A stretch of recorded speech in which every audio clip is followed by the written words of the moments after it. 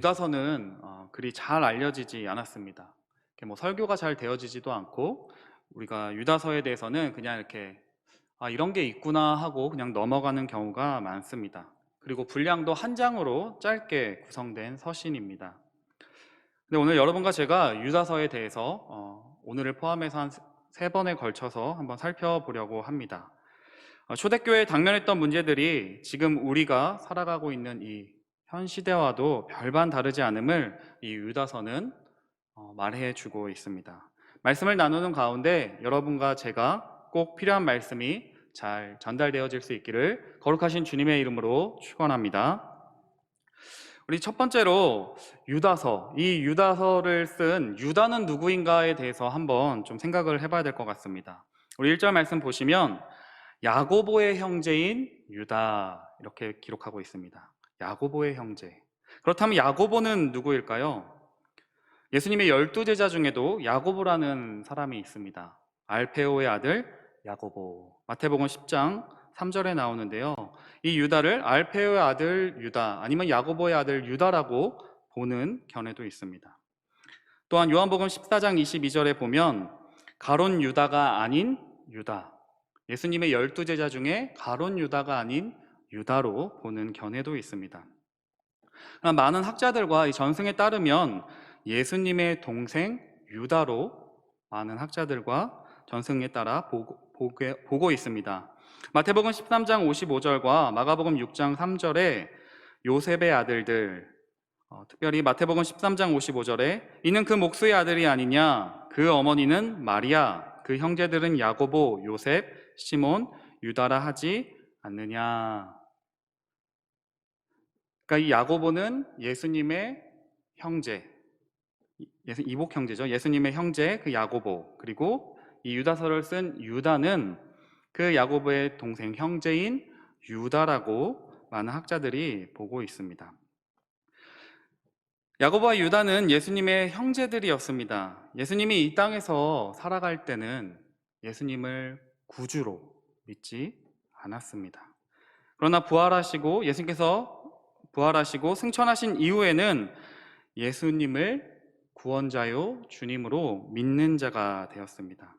이 예수님의 동생이었던 이 생각되는 이 야고보가 예루살렘 교회에서 기둥같이 사역을 했습니다. 사도행전 15장 13절 말씀에 보시면 예루살렘 공의회의 수장으로 형제들아 내 말을 들으라 하면서 모든 상황을 정리할 정도로 이렇게 초대교회 영향력 있는 사도는 아니었지만 사도적인 영향력을 갖고 있었던 야고보가 되었고, 그 널리 알려진 그 야고보, 그 형제를 내세워 자신이 이 쓴 편지, 사실 유다라는 인물은 우리도 잘 생소하고 그 당시에도 좀 생소했지만 야고보, 많은 사람들이 알고 있었던 그 야고보의 형제인 나 유다가 편지하노라. 그러니까 그 사도적인 권위의 힘을 입어서 그렇게 서신으로 편지를 썼습니다. 또 특별히 야고보서 이 야고보가 썼다고 추정되는 이 야고보서 1장 1절에도 보면 하나님 곧 주 예수 그리스도의 종 야고보 이렇게 표현을 합니다. 우리가 유다서 1절 말씀 읽었던 것처럼 예수 그리스도의 종이요 표현하는 게 뭔가 연관성이 있죠. 사도는 아니었으나 사도적인 권위를 가진 자, 그 유다가 예수님의 형제였던 유다가 자신을 이렇게 야고보의 그 권위를 힘입어 편지를 씁니다. 그리고 또한 자신을 이렇게 규정합니다. 예수 그리스도의 종이요, 자신을 예수 그리스도의 종이라고 이야기를 합니다. 여러분 어떻게 생각하세요? 많은 사람들에게 나의 그 어떠함을 알릴 때 예수님의 형제입니다라고 알리는 게 좋을까요? 예수님의 종이라고 알리는 게 좋을까요? 생각이 지금 졸리십니까? 우리가 그냥 바로 싹 생각을 해보더라도 예수님의 형제라고 하면은 많은 사람들이 예수님의 형제였구나, 예수님이 그 대단하신 그 예수님의 형제구나 하면서 더 많은 사람들에게 자신의 인지도를 알릴 수 있었을 것입니다. 그러나 예수님이 부활하시고 승천하시기 전에는 예수님을 믿지 않았던 그 유다는 이제 그 예수님을 나의 구원자여 주님으로 인정한 뒤에는 자신을 나는 예수 그리스도의 종입니다.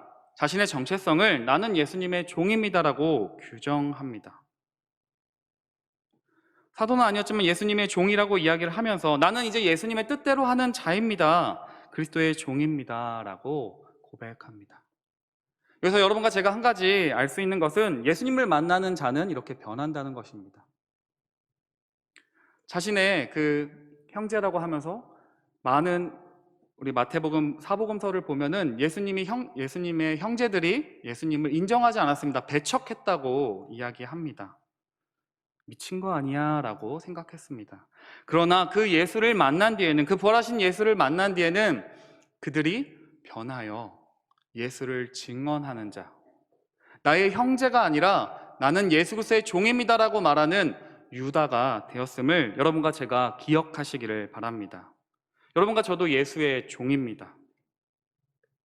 예수의 종입니다. 제가 목사, 여러분 중에 장로, 권사, 안수집사, 그 어떠한 직분 이전에, 목사 이전에 여러분과 제가 꼭 기억해야 될 사실은 여러분과 저는 예수 그리스도의 종이라는 사실입니다.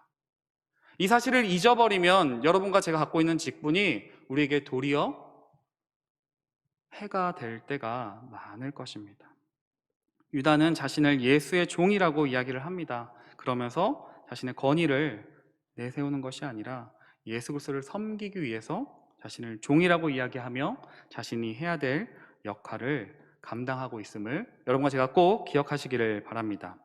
그렇다면 유다는 누구에게 편지를 쓸까요? 우리 1절 하반절 같이 한번 1절 그래도 한번 다 같이 한번 읽어보겠습니다. 함께 읽겠습니다. 시작. 예수 그리스도의 종이요 야고보의 형제인 유다는 부르심을 받은 자 곧 하나님 아버지 안에서 사랑을 얻고 예수 그리스도를 위하여 지키심을 받은 자들에게 편지하노라. 아멘. 주석들을 이렇게 살펴보면 세계 도처에 흩어져 있던 유대 그리스도인들에게 편지한다고 이야기합니다. 그리고 유다서를 한번 쭉 읽어보시면 구약 인물들에 대해서 굉장히 많이 이야기합니다. 모세의 시체에 대해서도 이야기하고요. 발람, 고라 이런 것들에 대해서 구약과 구약의 이야기들을 많이 인용하는 것을 보아서 유대적인 유산을 갖고 있었던 자들에게 편지한다는 사실을 알 수 있습니다. 그런데 그들에게 편지를 할 때 이렇게 표현하는 것입니다. 부르심을 받은 자, 하나님 아버지 안에서 사랑을 얻고 예수 그리스도를 위하여 지키심을 받은 자들에게 편지한다. 이 말은 이미 예수 그리스도를 알고 있는 자들에게 편지한다는 말입니다. 이 말 그대로 여러분과 저에게 유다가 지금 편지한다고 해도 손색이 없습니다. 여러분과 저에게 이렇게 이야기하는 겁니다. 부르심을 받은 자, 하나님에 의해서 선택함을 받은 너희, 하나님이 영원 전에 하나님의 택하심으로 너희를 내가 택하고 그 부르심을 입어 그리스도를 믿게 된 자들, 그리고 하나님을 아버지로 모시게 되어 사랑을 얻은 자들, 그리고 예수님께서 우리를 지키심을 받은 자들이라고, 내가 그들에게 편지한다고 이야기를 합니다. 여기서 여러분과 저의 그 성도의 정체성에 대해서도 한번 더 생각해 볼 수 있습니다. 여러분과 저는 우리의 정체성을, 내가 누구인지에 대해서 어디에 규정하고 계십니까? 내가 돈이 많은 것? 내가 넓은 집에 사는 것? 내가 회사에서 어떠한 직함을 갖고 있는 것? 그런 것들을 여러분과 저의 정체성을, 내가 누구인지를 규정하십니까? 오늘 유다는 이야기합니다. 성도는, 그리스도인은 하나님의 택하심을 입은 자들이라고 이야기를 합니다. 여러분, 하나님의 택하심을 입으셨습니까? 아멘이시죠? 하나님이 여러분과 저를 택하셨기 때문에 이 자리에 앉아 있을 수 있습니다. 하나님께서 창세전에 여러분과 저를 택하셔서 구원하시기로 작정하셨습니다. 그리고 각자 하나님을 영접하게 된 경로와 그 만나게 된 이유들과 때와 시는 다를지라도 하나님이 여러분과 저를 구원하시기로 작정하셨음을 믿으시기를 바랍니다. 그것이 우리의 정체성이 됩니다. 그리고 우리가 하나님 아버지의 사랑받은 자입니다. 하나님 여러분과 저를 사랑하셔서 예수 그리스도를 십자가에 못 박으시기까지, 자신의 아들을 내어주시기까지 죄와 허물 많은 우리를 사랑하셨습니다. 그리고 자신의 자녀로, 오늘 이렇게 하나님 아버지라고 얘기하잖아요. 그냥 저 높은 곳에 있는 신이 아니라 하나님 아버지 안에서 사랑을 얻고, 여러분 그 사랑을 누리고 계십니까? 하나님이 나의 아버지가 되어주신다는 그 사실은 여러분과 제가 변함없는 그 사랑을 받아 누린다는 사실입니다. 그것이 여러분과 저의 정체성을 규정해야 합니다. 그렇지 않으면 남들과 비교하면서 나는 왜 이 모양이지? 나는 왜 이렇게 생겼지? 왜 내 일은 잘 안 될까? 왜 내 삶은 이렇게 고달프고 팍팍할까? 끊임없이 비교하면서 하나님을 원망할 뿐입니다. 교회를 다니지만 기쁘지 않고 하나님이 거리가 멀게만 느껴질 뿐입니다. 그러나 하나님 아버지를 믿는 자, 그 하나님 아버지 안에 있는 자는 그 하나님 아버지의 변함없는 사랑을 누리는 자들입니다. 그리고 그 사랑이 우리를 어려움 가운데서도 다시 일어서게 합니다. 이 초대교회에 또 얼마나 많은 핍박들과 어려움들이 있었겠습니까? 그러나 유다가 이렇게 이야기하는 겁니다. 하나님 아버지 안에서 사랑을 얻은 자들이다. 내가 너희에게 편지하는데 너희는 하나님 아버지 안에서 사랑을 얻고, 하나님 아버지의 사랑으로 구원을 받았고, 하나님 아버지의 사랑으로 너가 지금 당하고 있는 어려움과 핍박과 그 두려움 모두 이겨낼 수 있을 거라는 말씀입니다. 더 나아가서 예수 그리스도를 위하여 지키심을 받은 자들이라고 이야기합니다. 이걸 조금 더 풀어서 이야기를 하면 예수 그리스도로 말미암아 구원 얻어 주님의 것이 된 자들이라고 이야기합니다. 하나님은 여러분과 저를 그냥 구원하시고 내팽겨 두시는 분이 아니십니다. 대부분의 부모님들이 자녀를 낳고 그냥 나 이제 너 낳았으니까, 내가 10달 배 아파서 너를 낳았으니까 이제 네가 혼자 스스로 생존해라, 이렇게 이야기 안 하시죠. 저 지금 뒤에도 잠옷실에 아기를 끊임없이 안고 있고, 막 젖달라면은 젖을 주고, 막 똥기저귀 맨날 치우고, 뭐 시집장가 보내면 다 끝날 것 같은데 또 애 낳으면 애 봐줘야 되고, 수고가 많으시잖아요. 평생 그 부모는 그 자녀를 위해서 평생 기도하면서 지키고, 다른 길로, 잘못된 길로 가면 어떡할까, 다치면 어떡하나, 아프면 어떡할까 걱정합니다. 하나님도 여러분과 저를 구원하시고 그냥 내팽겨 두시는 분이 아니십니다. 예수 그리스도 안에서 예수 그리스도를 위하여 지켜주십니다. 끝까지 저 하늘나라에 갈 때까지, 주님 품에 영원히 안길 때까지 여러분과 저를 지켜주십니다. 여러분 믿으십니까? 여러분 믿으셔야 합니다. 예수 그리스도를 위하여 그 안에서 우리를 지켜주십니다. 그런데 우리 마음 가운데 이런 마음이 있죠. 여기서 지키다라는 단어를 좀 더 살펴보면은 헬라어로 테레오라는 단어인데요, 통제함을 받는다는 뜻을 가지고 있습니다. 오늘 읽지 않았지만 6절 말씀에 보면은 자기 지위를 지키지 아니하고 할 때 이 지키다, 이 6절에 나온 지키다라는 단어도 동일한 테레오라는 단어입니다. 또 21절에 하나님의 사랑 안에서 자신을 지키며 라는 단어도 동일한 테레오라는 단어가 쓰였습니다. 예수 그리스도 안에서 그 자신의 자리를 지키는 것, 하나님의 통잠을 받는 것, 그러니까 하나님이 우리의 주인 되어 주셔서 그리스도 안에서 하나님을 주인 삼아 그 뜻대로 살아가는 자들이어야 하는데, 유다서에 나중에 살펴보겠지만 예수 그리스도를 믿지 않고 예수 그리스도의 통제를, 주님은 내 멋대로 살 겁니다, 하나님 내 인생 내 멋대로 살 겁니다, 그 통제를, 자신의 자리를 지키는 것을 거절한 자들은 예수 그리스도를 부인하는 자였고 나락으로 떨어지는 것을 우리는 이후에 살펴볼 수 있을 것입니다. 오늘 유다는 편지합니다. 하나님 아버지 안에서 사랑을 얻고 하나님이 그 영원전부터 부르심 받은 자들, 그리고 예수님께서 끝까지 지켜주시는 너희들을 위하여 내가 편지한다라고 이야기합니다. 여러분과 저에게 그런 나의 정체성, 예수 그리스도 안에서 여러분과 저의 정체성을 발견하실 수 있기를 주님의 이름으로 축원합니다. 그런데 그 정체성, 주님의 것이 된 사람들이 누리는 축복은 여러분과 저에게 사명을 변화시켜 줍니다. 우리 2절 말씀 한번 같이 읽어보겠습니다. 함께 읽겠습니다. 시작.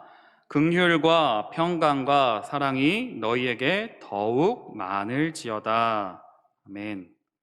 그래서 긍휼은 자비, 영어로 mercy 이렇게 이야기하죠.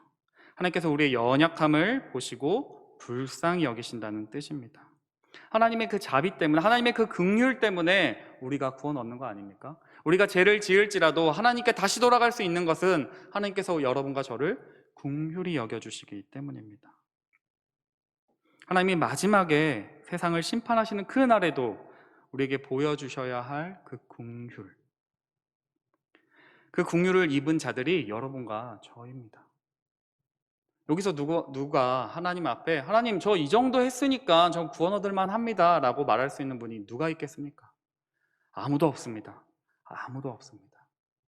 주님의 긍휼하심을 입었기 때문에 우리가 지금 이 자리에 설 수 있고 함께 말씀을 나눌 수 있는 까닭입니다. 하나님께서 여러분과 저에게 긍휼을 베풀어 주셨습니다. 그리고 그 긍휼함을 입은 자는 이웃에게 나아가 긍휼을 베풀어야 합니다.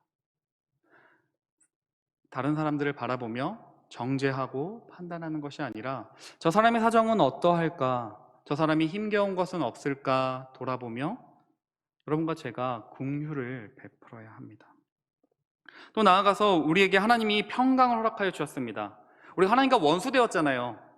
하나님과 원수된 자들이었는데 예수님께서 십자가에서 죽으시고 부활하심으로 우리가 화목하게 되었습니다. 그렇죠? 하나님과 안에서 평강을 누립니다. 꼭 그럴 때 있잖아요. 하나님과 사이가 안 좋으면 마음이 불편하잖아요. 뭘 해도 짜증이 나잖아요. 치킨을 시켜놔도 족발을 시켜놔도 그걸 먹는다고 기분이 좋아지지 않습니다. 아무리 재밌는 영화를 봐도 하나님과의 관계가 틀어져 버리면 뭔가 만족이 없습니다. 즐겁지 않습니다. 살아갈 힘도 없죠. 그런데 하나님과의 화목함으로 누리는 그 평강, 세상이 주는 평안이 아니라 내가 돈이 많아서 아니면은 내가 사람들에게 인정을 받아서 누리는 그런 즐거움과 평안이 아니라 상황은 어렵고 힘들지라도 내 길이 막막해 보일지라도 하나님께서 주시는 그 평안이 여러분과 저에게 있으셔야 합니다. 그리고 예수 안에 있는 여러분과 저는 그 평안을 세상 가운데 나눠줄 수 있는 자여야 합니다. 베드로서 3장 14절에 이렇게 베드로 사도가 권면합니다. 그러므로 사랑하는 자들아 너희가 이것을 바라보나니 주 앞에서 점도 없고 흠도 없이 평강 가운데서 나타나기를 힘쓰라. 여러분과 제가 있는 그 자리에서 피스메이커가 되셔야 합니다. 사실 이 말씀을 드리며 제가 되게 찔리는데요. 저는 예전에 몰랐는데 제가 보기보다 까칠하더라고요. 표정들 막 굳어있고 막 까칠해서 같이 일하는 동료분들이 이렇게 표정이 이렇게 굳어있냐고, 이렇게 까칠하냐고 그런 얘기를 들을 때가 있습니다. 내가 마음은 제가 어릴 때 막 기도했던 거는 주님 제가 평화의 사도가 되게 해주십시오. 막 평화의 기도도 막 올려드리고 막 기도문도 막 필사도 하고 피스메이커가 되고 싶습니다. 이런 얘기를 했는데 실제 저의 삶은 까칠이 이런 때가 참 많았음을 고백하게 됩니다. 네, 반성합니다. 여러분과 제가 주님 안에 함께 있다면 주님 안에서 주시는 그 평강이 함께 지내는 사람들에게 흘러가야 합니다. 그뿐만이 아니라 사랑이 더욱 흘러 넘쳐야 합니다. 하나님의 사랑에 대해서는 아무리 이야기해도 계속 얘기할 수 있을 것 같습니다. 그 하나님의 사랑이 우리를 이 자리에 있게 하고 하나님의 사랑이 우리를 호흡하게 하고 하나님의 사랑이 여러분과 저를 다시 일어설 수 있게 해줍니다. 그 하나님의 사랑을 받은 자로 사랑을 자꾸 흘려보내야 합니다.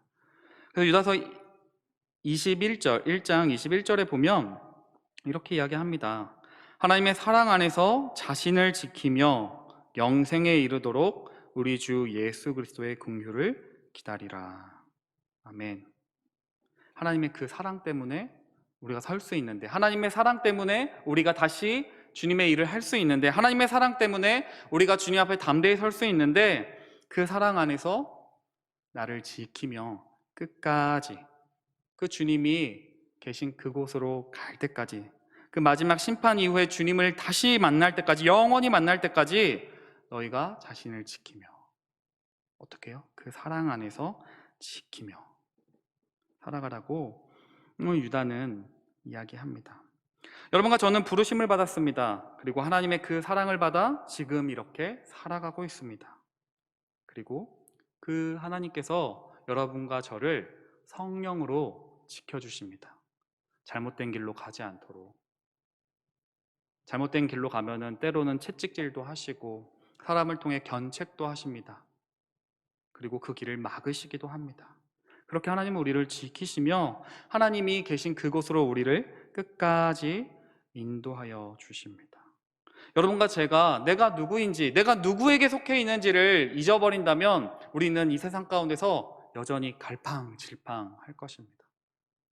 그리고 세상에서 살아가다 보면은 바람이 막 불어대잖아요. 이 사람 말 들으면 이렇게 살아야 될 것 같고, 또 막 TV 보다 보면은 어떤 유명한 사람들의 강연들을 듣다 보면은 하나님의 말씀과는 아무 상관없이 그냥 그렇게 살아야 될 것만 같습니다. 그냥 내 뜻대로, 내가 보기에 좋을 대로 살아가야 할 것만 같습니다. 혹시 그런 성도님들이 계시다면 주의 말씀으로, 주님의 말씀으로 다시 돌이키시기를 바랍니다. 주님이 여러분과 저를 규정하신 대로 내가 누구에게, 그 하나님께, 그 예수 그리스도 안에 속해 있다는 사실을 깨닫고 그 안에서 여러분의 정체성을 규정하시고 여러분의 사명을 발견하실 수 있기를 주님의 이름으로 축원합니다. 이 유다는 이 편지를 쓰는 목적에 대해서 3절에서 이야기합니다. 사랑하는 자들아, 사랑하는 자들아, 우리가 일반으로 받은 구원에 관하여 내가 너희에게 편지하려는 생각이 간절하던 차에. 일반으로 받은 구원, 이 말은 공통적으로 얻은 구원입니다. 내가 어떠한 행위로 얻어내는 것이 아니라 그리스도로 말미암아 얻은 구원, 유대인이나 이방인이나 차별이 없는 그런 구원에 대해서 이야기합니다. 그 구원에 대해서 내가 좀 더 세밀하게 너희에게 알려줘야 되겠다라고 생각이 들었던 차에 단번에 주신 믿음의 도를 위하여 힘써 싸우라는 편지로 너희를 권하여야 할 필요를 느꼈다라고 이야기합니다. 처음에는 그냥 공통적으로 얻은 구원, 예수님으로 인하여 얻은 그 구원, 유대인과 이방인에게 차별이 없는 그 구원에 대해서 좀 더 자세하게 풀어 적으려고 하였으나 그들에게 4절 말씀 보시면요, 이는 가만히 들어온 사람 몇이 있습니다. 거짓 교사들이 그 그리스도인 공동체에 들어왔던 것 같습니다. 그 거짓 교사들이 들어와서 그들에게 거짓된 가르침들을 전하고 그들의 공동체를 흔들어 놓았습니다. 그래서 유다가 편지를 쓸 때 단번에 주신 그 믿음의 도를 위하여 어떻게 해요? 힘써 싸우라. 힘써 싸우라는 편지로 너희를 권면하여야 할 필요를 느꼈다고 기록하고 있습니다. 그러니까 유다는 이 편지를 쓰면서 너희 안에 있는 그 거짓 교사들, 거짓 가르침과 힘써 싸우라고 이야기를 합니다. 주님께서 주신 그 단번에 주신 그 믿음의 도를 위하여, 그 복음을 위하여 너희가 그 복음을 붙잡고 그 거짓된 가르침과 힘써 싸우라고 권면하고 있습니다.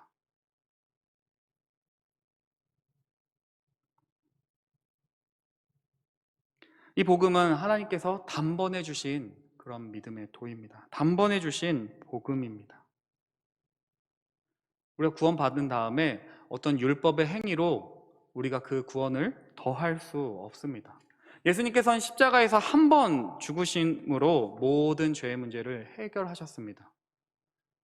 우리가 예수님을 믿는다고 말하면서 자꾸 어떤 행위로 나의 구원을 더하려고 한다면 그것은 예수님을 십자가에 계속 못 박는 행위입니다. 유다는 이야기합니다. 믿음의 도를 위하여 힘써 싸우라. 그런데 그 거짓 교사들이 들어왔다. 그들과 싸우라. 그들의 가르침과 싸우라고 이야기를 합니다. 그들은 옛적부터 이 판결을 받기로 미리 기록된 자라고 이야기합니다. 은밀히 들어와서, 몰래 교묘히 들어와서 거짓된 가르침을 전파합니다. 근데 그들은 하나님께서 이미 예언자들을 통해서 예언했던 자들이라고 이야기합니다. 그들은 마지막 날 그 최후의 심판 가운데 그들은 심판받을 것이라고 유다는 이야기하고 있습니다. 그렇다면 그 거짓 교사들, 그들의 특징을 좀 한번 살펴볼 텐데요. 4절 하반절 말씀 보시면 경건하지 못한 자들, 경건이랑은 상관이 없고요. 그 경건하지 않음이 어떻게 드러나냐면 우리 하나님의 은혜를 도리어 방탕한 것으로 바꾸어 버린다고 이야기합니다. 하나님의 은혜가 무엇입니까? 하나님의 은혜는 우리를 구원하신 그 은혜입니다. 우리가 어떤 행위나 노력이 아니라 하나님의 은혜로, 그 십자가 죽으심으로, 그 부활하심으로 우리에게 주신 그 은혜입니다. 그 은혜를 받은 자는 어떻게 살아갑니까? 거룩하게 살아가죠. 예수 안에서 새 생명을 얻었기 때문에, 새로운 피조물이 되었기 때문에 거룩하게 살아갑니다. 그런데 그 하나님이 단번에 주신 그 구원, 그 은혜를 남용하는 것입니다. 나 구원받았어. 하나님 어차피 나 구원해 주실 테니까, 하나님 어차피 용서해 주실 테니까 나 멋대로 살아도 돼 라고 생각을 하면서, 그런 말들을 하면서 방종한 생활을 하는 것입니다. 근데 그런 자들을 성경은 이렇게 이야기합니다. 홀로 하나이신 주제 곧 우리 주 예수 그리스도를 부인하는 자들이라. 그렇게 생각하세요? 우리 안에는 그런 마음들이 있는 것 같습니다. 하나님이 우리를 사랑하시고 우리를 구원해 주셨고 그 구원이 변함이 없다는 그 사실만을 붙잡은 채 내가 이 땅에서 그냥 내 멋대로 살아가도 되지. 하나님 어차피 용서해 주실 테니까. 하나님 어차피 용서해 주실 테니까. 믿음으로 구원 얻는다는 그 복음을 구실 삼아서 선을 행하지도 않고 하나님의 뜻대로 살아가지도 않고 방탕하게 생활하고 있다면 우리가 지금 여기 나온 경건하지 아니하며 하나님의 은혜를 도리어 방탕한 것으로 바꾸는 자들입니다. 그것이 오늘날 현대사회에 나타난 이단으로는 구원파가 있죠. 하나님 어차피 구원해 주실 테니까 내가 이 땅에서 그냥 마음대로 살아도 돼. 여러분과 저의 마음 가운데 혹시 그런 마음은 없으세요? 어차피 하나님 구원해 주실 테니까 나는 뭐 상급 따위는 필요 없어요. 하나님 나 그냥 구원 천국에만 가게 해주세요. 이런 마음을 가지고 그냥 내 생각과 내 뜻대로 마음대로 살다가 그냥 주일에 한 번 와서 회개하고 또 그렇게 살아가고 있지는 않으십니까? 혹시 우리 안에 그런 마음이 조금이라도 있다면 우리는 하나님께서 주신 그 구원의 은혜를 가볍게 여기고 있는 것입니다. 자녀들을 이렇게 막 혼내보신 적 있으세요? 저도 부모님께 이렇게 한 두 번 정도 이렇게 회초리로 맞아봤는데 여러분과 자녀들을 이렇게 막 혼낼 때 진짜 잘못했다고 후회하는지 아니면 그냥 거짓 눈물 흘리는 거 구별하실 수 있으시죠? 애들이 참 착한데 예쁜데 영악해서 거짓 울음도 막 잘 울잖아요. 막 이렇게 울면은 엄마 아빠가 혼 못 내니까 막 우는 것처럼. 근데 하나님 앞에 여러분과 저의 모습도 그럴 때가 참 많습니다. 하나님 잘못했습니다. 용서해 주세요. 그런데 그 마음 가운데 이 문제만 해결되면 끝이에요. 그런 마음 있지 않으세요? 그냥 지금 당장 힘드니까 그냥 회개하고 후회하는 것처럼 보이지만 하나님 뜻대로 돌이키지 않을 때가 얼마나 많은지요. 근데 정말로 우리가 회개할 때는, 정말로 후회할 때는 다시는 그런 죄를 범하지 않습니다. 그 죄를 혹시라도 지을지라도 그 죄 때문에 마음 아파합니다. 근데 예수 그리스도를 부인하는 그 자들은 하나님의 그 은혜를 핑계 삼아 방종하는 것입니다. 하나님을 안 믿는 것입니다. 하나님을 무시하는 행동입니다. 머리로는 하나님을 믿는다고 말을 하지만 그의 마음 가운데, 그의 중심에는 예수가 나의 주님이 아니라는 것을 증명할 뿐입니다. 그런 가만히 들어온 사람들이 있다고 유다는 이야기합니다. 그냥 크게 보면은 어떠한 이단이, 거짓 교사들이 들어온 것처럼 표현됩니다. 근데 우리에게로 적용을 해보자면, 여러분과 저의 삶 가운데 이런 거짓된 가르침이 우리 마음 가운데 도사리고 있습니다. 때로는요, 하나님의 그 은혜를 핑계 삼아 막 방종합니다. 내 멋대로 막 살아가는 자들이 있습니다. 또 한편으로는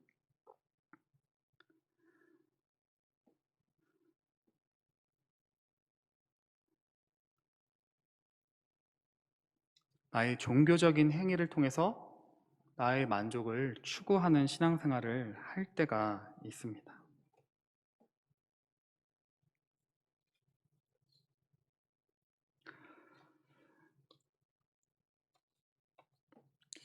유다는 여러분과 저에게 하나님의 말씀을 통해서 이 거짓 교사들에 대해서 내릴 심판과 그 경계태세를 취하라고, 거기는 위험하다고, 주의해야 한다고 계속해서 이야기합니다.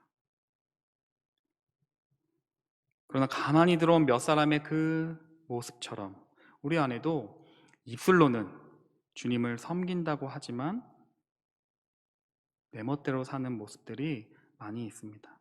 이것을 한 누군가가 이렇게 이야기했습니다. 실천적 무신론자. 들어보신 적 있으세요? 실천적 무신론자. 예배도 드리고요, 기도도 하고요, 헌금 생활도 하고요, 봉사도 합니다. 그런데 결정적인 순간에는 하나님 뜻이 아니라 그냥 내 뜻대로 하는 자. 예수님을 인정합니다.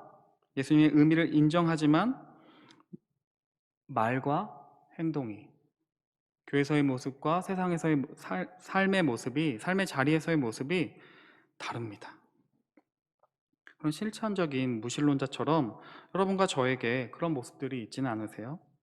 좀 더 나아가 보면 은혜가 아니라 하나님의 은혜로 구원받았다고 우리가 믿고 생각하고 살아가지만 여전히 어떠한 종교적인 행위를 통해서 하나님의 은혜를 더하려고 하는 그런 모습. 내가 좀 종교적인 행위를 열심히 할 때는 종교적인 행위를 안 하는 사람들을 보면서 정죄하는 그런 마음들.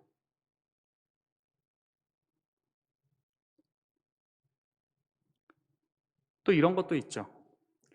기도하고 말씀 보는 일은 거룩한 일이고 하나님이 주신 자연을 보는 일은 쓸데없는 일. 아니, 일하고, 우리가 돈을 벌기 위해서 일을 하고 누군가를 음식을 대접하는 것은 좀 하등한 것, 별거 아닌 일, 소일거리, 그렇게 취급하고 계시지는 않으십니까? 그 당시에 이 거짓 교사들은 영적인 지식, 무언가 신령해 보이는 것들만을 쫓거나 자기 소견에 옳은 대로, 마음에 원하는 대로 신앙생활을 해버리는 그런 거짓된 가르침을 그들에게 계속해서 전합니다. 유다는 이야기를 합니다. 그것은 거짓된 가르침이고 예수 그리스도를 부인하는 자니라. 여러분과 저의 마음 가운데도 교묘히 들어온 그러한 마음들이 있습니다. 하나님 주시는 은혜를 방탕한 것으로 바꾸는 마음. 입술로는 하나님만 섬긴다고 이야기를 하지만 우리의 주인 되신 예수 그리스도를 부인하고 무시하는 우리의 깊은 죄악된 마음들. 그런 마음들을 그 믿음의 도, 그 복음을 붙잡고 예수님께서 우리에게 은혜로 붙잡아 주신 그 복음을 붙잡고 우리가 힘써 싸울 것을 유다는 간곡하게 부탁하고 있습니다. 여기서 힘써 싸우라는 것, 그냥 잠깐 경계태세를 가지고 주의해야지, 내가 조심해야지, 이 정도가 아니라 그 말씀을 붙잡고 주님의 말씀을 붙잡고 힘써 레슬링을 하듯이 정말 전쟁 준비를 하는 것처럼 꽉 붙잡고 죽을 각오를 하고 죄와 싸우라고 이야기하는 것입니다. 여러분과 저의 마음 가운데 혹시 말씀이 아니라 세상의 가르침과 세상적인 그런 욕심과 욕망들이 가득 차 있다면 빨리 돌이키시기를 바랍니다. 빨리 내 안에 있는 그런 세상적인 하나님의 뜻이 아니라 세상적인 가르침들을 버려버리고 주님의 말씀을 붙잡고 그 믿음의 도를 위하여 힘써 싸울 수 있는 여러분과 저의 삶이 되시기를 거룩하신 주님의 이름으로 축원합니다. 아멘. 잠시 기도하겠습니다.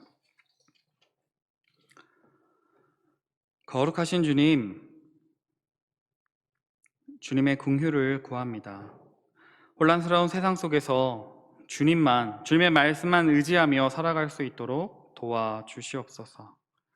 입술로는 주님을 섬긴다고 말을 하지만 믿음이 없었음을, 종교적인 행위로 하나님 잘 믿는다고 착각할 때가 얼마나 많았는지요.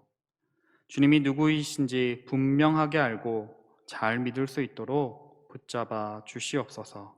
혼란한 시대에 좌로나 우로나 치우치지 아니하며 우리의 길과 진리요 생명 되시는 그 주님을 붙잡고 하루하루 살아가도록 도와주시옵소서. 늘 우리를 지켜주시는 예수님의 이름으로 기도합니다. 아멘.